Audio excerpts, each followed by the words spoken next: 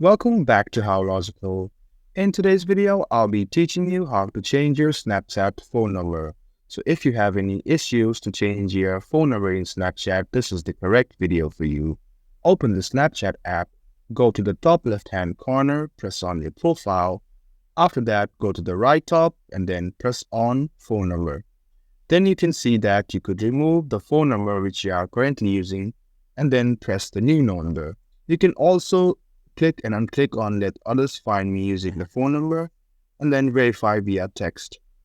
Wait for a while and a text will appear to your phone shortly. As soon as the OTP arrives, you could verify it with your password. Press on Continue, and there you go. Your phone number has been changed. Hope the video was helpful for you. Like the video and subscribe the channel for more. See you soon. Until then, goodbye and take care.